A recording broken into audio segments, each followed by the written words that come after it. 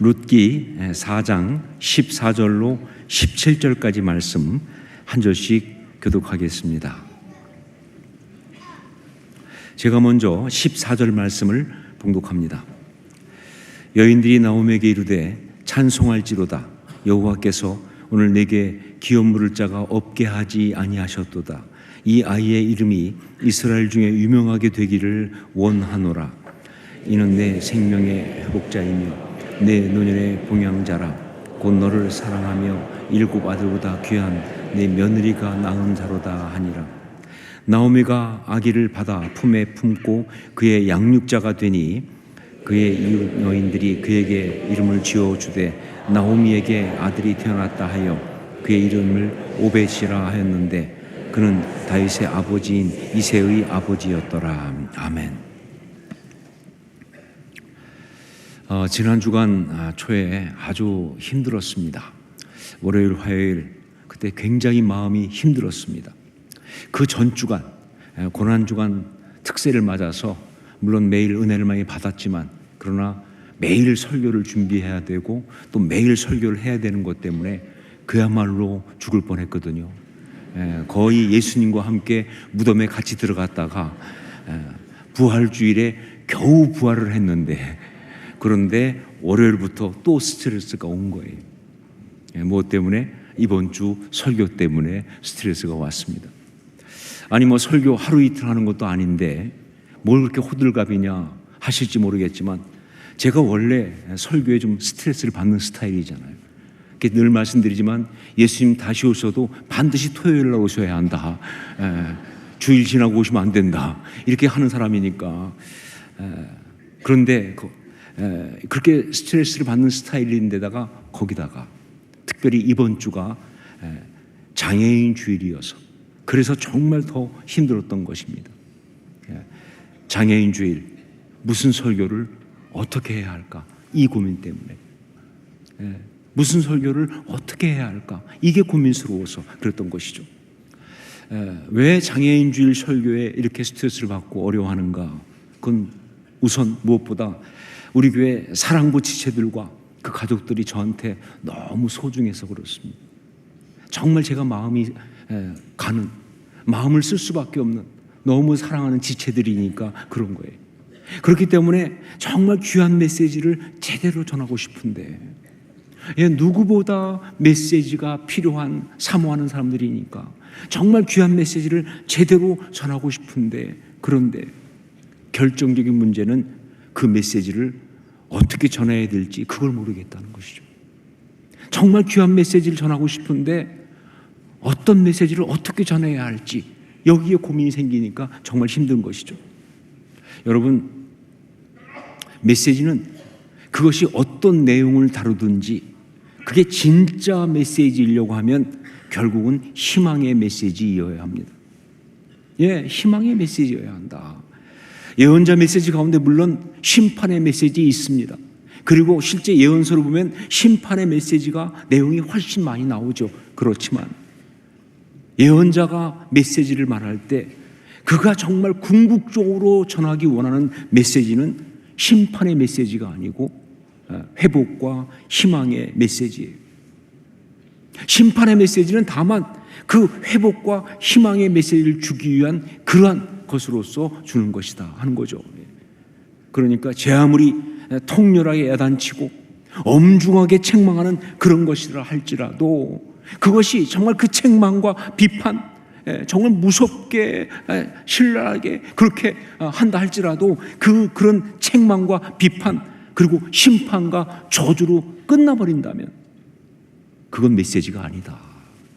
아무리 권위를 가지고 그렇게 대단하게 말한다 할지라도 그게 그 책망으로, 그 비판으로, 그 심판으로, 그 저주로 끝나고 만다면 그것뿐이라면 그것은 메시지가 아니다 하는 것이죠. 여러분, 요즘 성도들 가운데 옛날에 성도들은 없었던 새로운 고민이 하나 생긴 걸 압니다. 그게 뭐냐? 요즘 유튜브가 굉장히 활성화되다 보니까 유튜브에 정말 설교들이 무지무지 많이 이렇게 나옵니다. 그러니까 정말 좋죠. 은혜를 받으니까. 문제는 뭐냐? 이젠 그 설교들 가운데 정말 그 좀 건강하지 않은, 심하면 좀 해악이 있는 그런 설교들이 많이 있기 때문에 그걸 분별해 내야 된다는 고민이 생긴 거예요. 아무거나 막 들으면 안 되잖아요. 정말 건강하고 바른 설교를 들어야 되는데 이거 분별하는 일이 이게 우리한테 있는 새로운 고민거리예요. 제가 그래서 이 시간 설교를 좀 구별하는, 건강하고 좋은 설교를 구별하는 그런 법을 말씀드리려고 하는데, 여러 가지가 있겠지만 그 중에 하나 정말 중요한 것, 설교가 너무 통렬하게 비판하고 야단치는, 소위 말해서 까는 설교, 일변도인 설교는 건강하지 않다고 말이에요. 물론 뭐 그 반대로 그냥 뭐 설교하면서 계속 사탕 발림만 하고 막 이렇게 하는 이것도 물론 문제가 있지만, 또 그리고 필요하면 야단치는 거죠. 잘못된 거 지적하는 거 좋습니다. 정말 그렇게 이야기하고 통렬하게 이야기하는 거 좋아요. 그런데 만약 그것뿐이라면 거기에 어떤 회복의 메시지, 희망의 메시지가 없이 그냥 계속 비판만 하는, 이것도 문제가 있고 저것도 문제가 있고 이러면 안 되고 저러면 안 되고 그것만 얘기하는 것이라면 그건 건강한 메시지가 아니다. 그건 건강하지 않다는 거예요. 여러분, 진정한 메시지는 회복과 희망의 메시지가 진정한 메시지입니다. 자, 그런데 장애인 주일에는 그 진정한 메시지인 회복과 희망의 메시지를 선포해야 하는데, 그런데 거기에 갈등이 생긴다는 게 이게 문제예요. 그렇게 말할 때 자꾸 주저하게 된다는 것, 이게 문제예요. 이것 때문에 스트레스가 쌓이고 이것 때문에 고민하게 되는 것이죠. 제가 아는 YM 사역자 중에 란 스미스 목사님이 계십니다. 한 번은 그분이 설교를 하면서 자기 아내 캐터린 이야기를 했는데, 이 란 스미스 목사님과 그 아내 캐터린 스미스 사모님 두 사람은 신학교 1학년 때 만났어요. 신학대학교. 그때 이 란 스미스 목사님은 뭐 지금도 그렇지만 성품이 좀 내성적이고 소극적인, 그런데 캐터린은 그야말로 빛나는 사람이었어요. 거기서 뭐 이쁘기도 하지만 전체에서 막 굉장히 빛나는. 그래가지고 란 스미스가 멀리서 캐터린을 흠모하는 가운데 하나님이 은혜를 베푸셔서 둘이 사귀게 됐어요. 그래가지고 두 사람이 사귀면서 20대 초반에 결혼을 했어요. 그래가지고 둘이 함께 사역을 하는데, 이 캐서린은 란 스미스 목사님한테는 그냥 부인이 아니라 동역자였어요.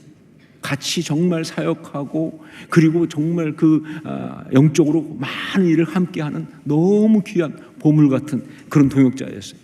그렇게 함께 사역하면서 쭉 지내오고 있는데 어느 날 캐서린이 갑자기 아프기 시작했어요. 그런데 무엇 때문에 왜 아픈지를 알 수가 없는 거예요. 이유를 알 수 없이 아픈 거예요. 온 관절이 다 문제가 생겼는데 걷지도 못할 만큼. 근데 이유를 알 수가 없는 거예요. 어느 정도로 아팠냐면요, 란 스미스 목사님 그런 얘기 하더라고요. 자기 집 거실에서 화장실을 가야 되는데 그걸 갈 수가 없어서, 그래서 자기가 이 바퀴 달린 의자에 캐서린을 앉혀가지고 밀고 갔다는 거예요. 그렇게 아프니까 막 너무 정말 두렵고 힘들고 어려운 거죠. 그렇게 아픈 채로 몇 주가 지났는데, 그런데 어느 날 같은 주에 전 미국에 흩어져 있는 그런 그 기도 동역자들 가운데, 이분들이 기도 사역을 하고 하니까 미국 전역에 기도 동역자들이 많이 네트워킹이 있었는데, 그 중에 세 사람으로부터 같은 주에 똑같은 메시지가 왔어요. 하나님께서 캐서린으로 하여금 그 병에서 온전히 노임을 받게 하실 것이다 라는 메시지였어요. 기도하는데 하나님 주셨다는 거예요. 이게 왜 놀랍냐? 자기들이 캐서린이 아프다고 말한 적이 없었거든요. 아직 아무한테 말하지 않았는데 이분들이 기도하다가 똑같이 받은 거예요. 하나님이 캐서린으로 하여금 그 병에서 온전히 노임을 받게 하실 것이다. 그런데 그 일이 suddenly, 갑자기 예상치 못하게 전격적으로 있을 것이라고 말씀하셨다고 메시지가 오니까, 이 란 스미스 목사님과 캐서린 사모님이 너무 하나님이 우리를 고쳐주신단다. 우리 하나님께 우리를 갖다가 이 병에서 이제 건강하게 하신다는 언약의 말씀 주셨구나. 그래서 그걸 붙들고 정말 기도하게 된 그런 거예요. 그런데 란 목사님 그러더라고요. 그런데 우리가 지금 23년째 여전히 그 말씀을 붙들고 기도하고 있다고. 그러면서 This is your faith. 이게 믿음이야. 그리고 눈물이 픽 도는데 정말 마음이 아프면서도 너무 감동받았어요. This is your faith. 신앙의 어려움은 그 회복과 응답의 역사가 시간이 걸린다는 거예요. 신앙의 어려움은 여기에 있어요. 그 회복과 응답의 역사가 시간이 걸린다는 거예요. 하지만 그래서 신앙은 또한 아름답고 감동적인 것이죠. 그렇게 기다려서 결국 신실하신 하나님의 응답을 받는 것, 이게 믿음이니까. 이게 믿음의 아름다움이죠. 아무리 오래 걸려도 우리 하나님 반드시 우리의 믿음에 응답하셔서 약속하신 대로 회복하시고 축복하신다는 것, 이것이 바로 믿음의 메시지인 것입니다. 그런데 장애인 주일에는 이 메시지를 전하기에 주저하게 되고 갈등하게 된다는 것, 이게 정말 고민스러운 거예요. 이 믿음은 이게 믿음의 이야기인데 장애인 주일에는 이 메시지를 전하기에 주저한다는 거죠. 갈등하게 된다는 거예요. 이게 정말 저한테 고민스러운 이야기였어요. 그래서 이렇게 고민하면서 하나님, 무엇을 어떻게 설교해야 합니까? 이들한테는 회복과 희망의 메시지가 혹시 해당이 안 되는 거 아닙니까? 기다리면 언젠가 고쳐주신다, 그거 안 되잖아요. 회복과 희망의 메시지가 해당이 안 되는 거 아닙니까? 그렇게 여쭙는데 그때 하나님께서 제 마음에 말씀하셨습니다. 그것은 내 생각이지, 내가 볼 때는 그렇지 라고. 그건 네 생각이지, 내가 볼 땐 그렇지. 그러면서 마음에 아주 강하게 책망하듯이 깨닫게 하신 것은 아니라는 거예요. 회복과 희망의 메시지는 모든 지체들에게 다 해당되는 것이다. 오히려 사랑부 지체들에게는 더 큰 은혜가 되고 더 강력한 은혜가 되는 그런 것이다. 이 세상의 한계를 뛰어넘은, 세상의 어떤 한계 속에 있는 것이 아니라 이 세상의 한계를 뛰어넘은 우리 하나님의 메시지, 우리 하나님의 은혜라는 거예요. 이게 하나님 주신 말씀이었어요.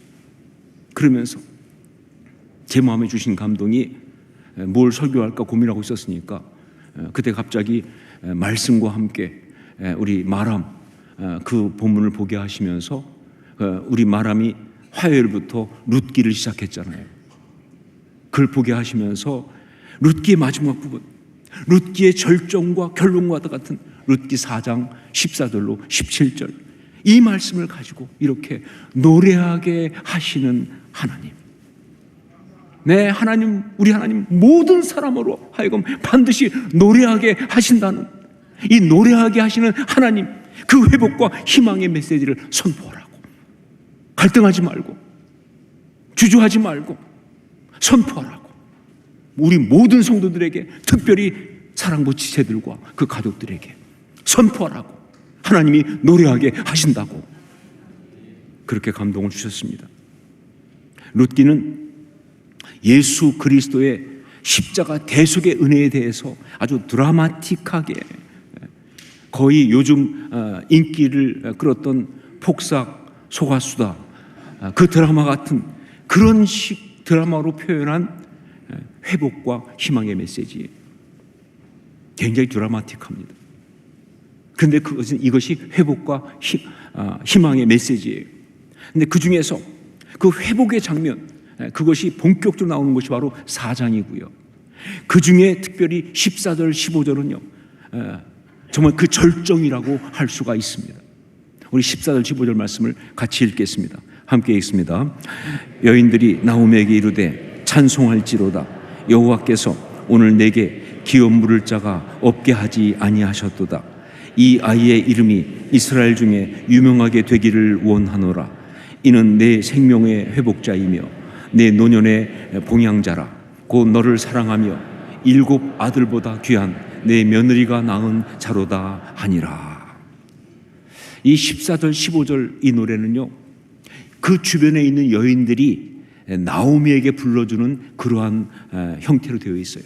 하지만 사실은 이것은 나오미가 부른 노래라고 봐야 합니다. 이 룻기가 일종의 어떤 극이기 때문에 드라마처럼 만들다 보니까 그 절정을 강조하려고 보통 드라마들이 그렇게 많이 하거든요. 특히 뮤지컬 같은 경우도. 그래서 그 사람이 아니라 주변에 있는 사람들이 함께 노래를 부르는 것처럼 이런 식으로 표현을 하고 있지만, 그게 정말 나오미가 직접 부르는 것보다 훨씬 더 감동적으로 그렇게 표현되기 때문에 그렇게 하고 있지만, 그러나 사실은 이 노래는 나오미가 부른 나오미의 노래예요.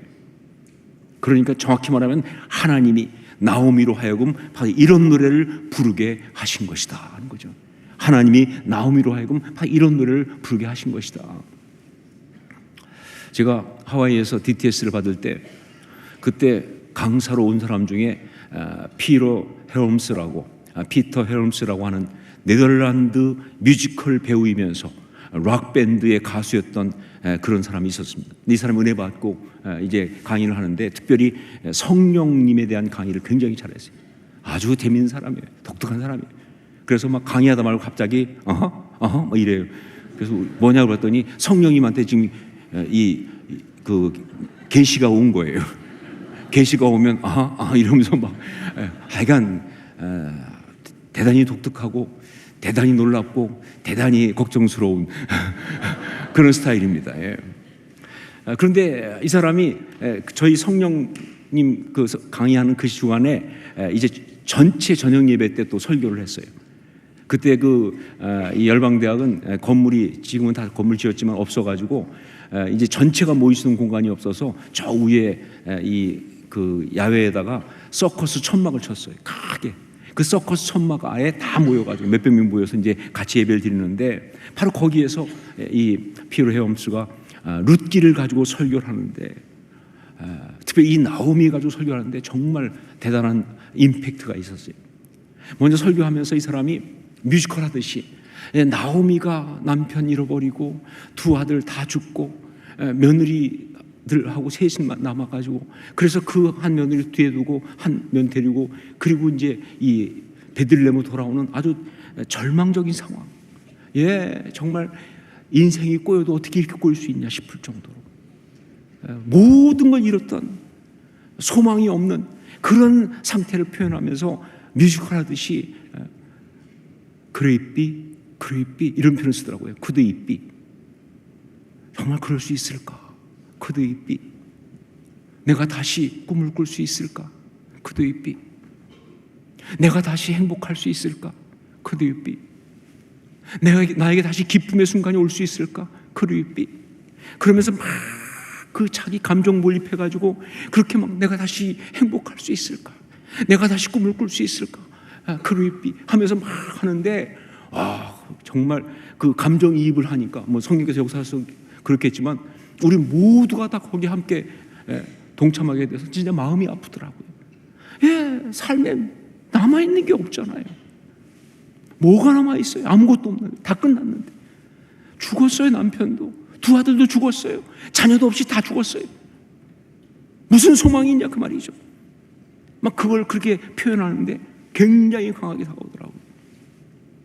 그런데 그렇게 하다가 바로 오늘 말씀, 이 회복의 부분에 와서 정말 그 텐트를 막 뛰면서 How can this happen? 어떻게 이런 일이 나한테 있을 수가 있어? How can this happen?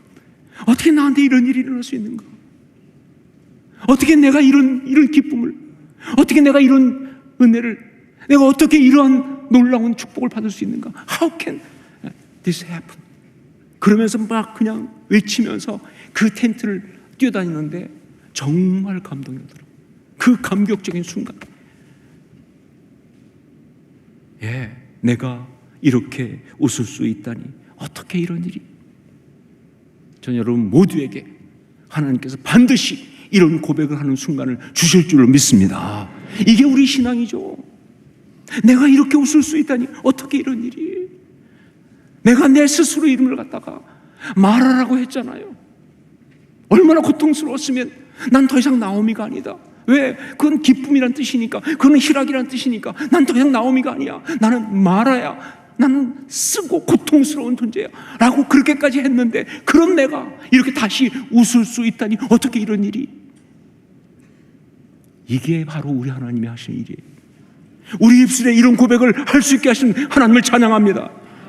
이게 우리 신앙의 이야기예요. 내가 이렇게 웃을 수 있다니, 어떻게 이런 일이?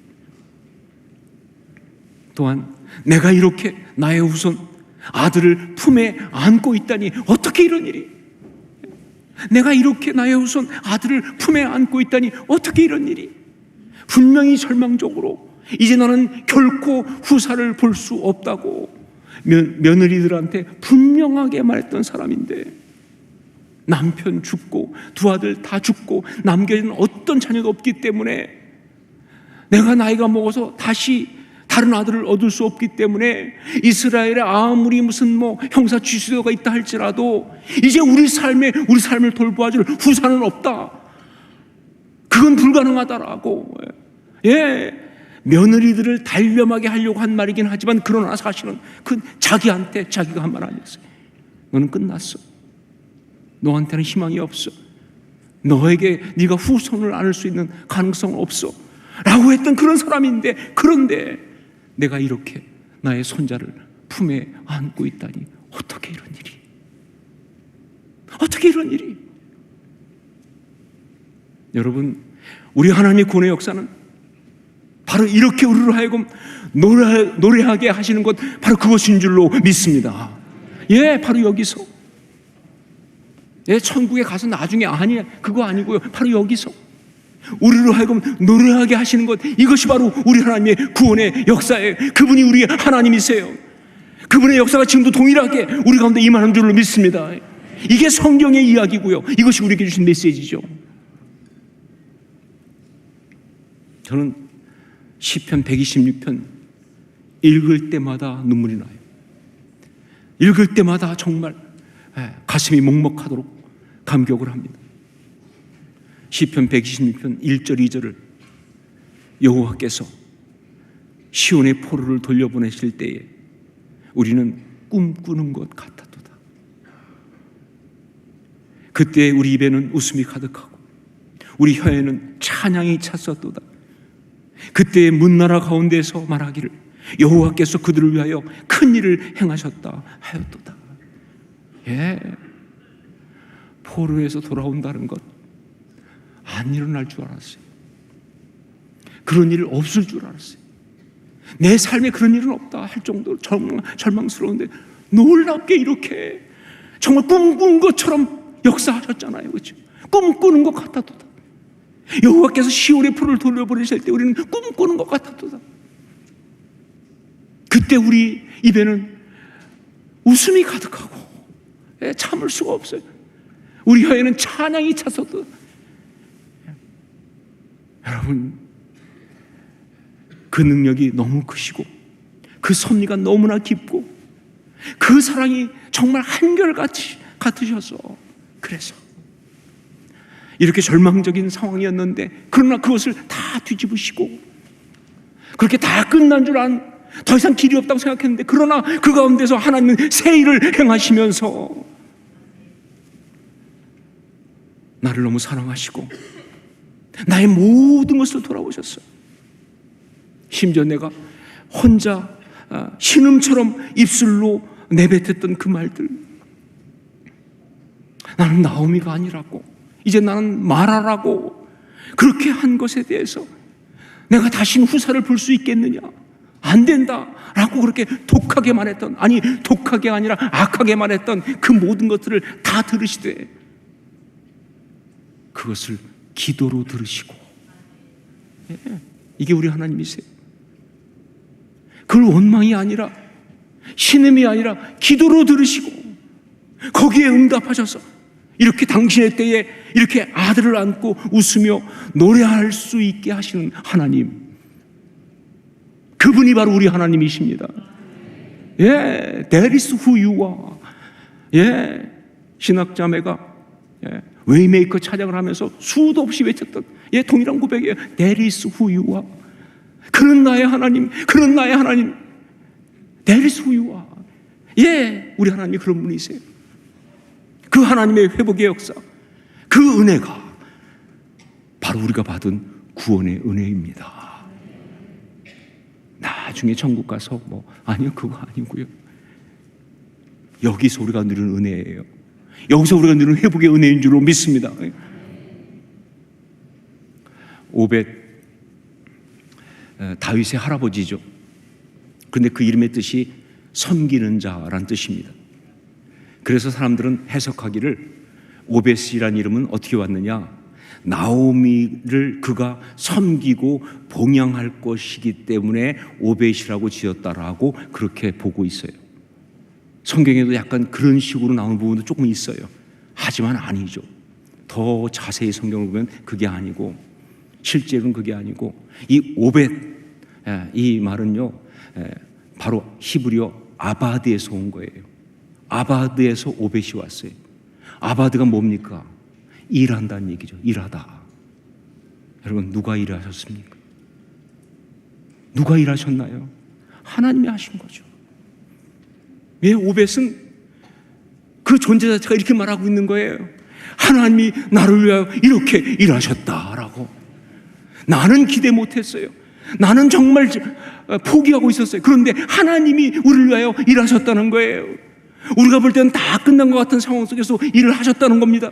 그래서 결국 나의 삶에 정말 이 절망적인 삶 속에 아름다운 역사를 이루신 바로 그런 하나님, 이게 바로 우리가 받은 구원이다 하는 것이죠. 우리가 체험하는 이 세상에서 삶에서의 구원의 역사예요. 전 동일하게 우리 가운데 그런 구원이 있다는 것을 믿음으로 선포합니다. 어떤 경우에도 여기에는 누구도 예외가 없어요. 예, 우리 교회 사랑부도 예외가 아닙니다. 사랑부 지체들, 그 가족들 절대 예외가 아닙니다. 더 이상 회복할 가능성이 없는 그런 절망적인 상황이라 할지라도 그건 우리의 생각이고 우리의 한계일 뿐 하나님은 아니시다. 예, 누구도 이 구원의 은혜, 회복의 은혜에서 예외가 될 수가 없다는 것이죠. 어떤 장애를 가지고 어떤 힘든 삶을 산다 할지라도 저는 분명히 믿습니다. 우리 하나님은 바로 우리로 하여금 이런 노래를 부르게 하시는 하나님이시라는 것을, 우리의 생각과 판단, 그 한계를 뛰어넘어서 반드시 이렇게 노래하게 하시는 분이 우리 하나님이신 것을 사람들은 다 말할 거예요. 저 사람의 삶 속에는 더 이상 기쁨은 있을 수 없어. 그런데 그가 하나님의 사람이라면 놀랍게 그 자리 속에서 사람들이 이해할 수 없는 그런 세상이 줄 수 없는 하나님의 은혜 가운데 오히려 감사하고 찬양하고 노래하는 역사가 있는 것이 신앙 이야기 아닙니까? 예. 어떻게 우리가 하나님 앞에 있기만 하면 그 하나님이 역사를 이루실 때까지 우리로 하여금 노래를 부를 수 있는 그때 그 순간까지, 부르게 하시는 그 순간까지, 예, 우리가 하나님을 바라보고 있다고 한다면, 하나님의 은혜의 그 영역 안에 있기만 하면, 예, 그렇게 기대하기만 하면, 믿음으로 바라보고 있으면 반드시 그렇게 하실 거라고 믿습니다. 아니, 이미 하셨습니다. 이미 하셨습니다. 누구에게든지 어떤 상황에 있든지 그가 예수 그리스도를 주로 고백한 그리스도인이라면 이미 하신 거예요. 왜냐하면요, 예, 그 사람에게 어떤 역사가 있었습니까? 그렇죠. 십자가 대속의 역사가 이미 있었잖아요. 세상이 흔들 수 없는, 세상의 어떤 죄의 역사도 막을 수 없는 바로 그 구원의 은혜를 이미 받은 사람이니까. 예, 그렇습니다. 우리는 모두가 다 룻기 4장을 다 이미 경험한 사람들이에요. 이 믿음 가운데 흔들리지 않고 서서 하나님이 주신 구원의 기쁨을 노래하는, 믿음으로 선포하며 이 땅 가운데 힘있게 살아가는 우리 모두가 될 수 있기를 주의 이름으로 축원합니다. 기도하겠습니다.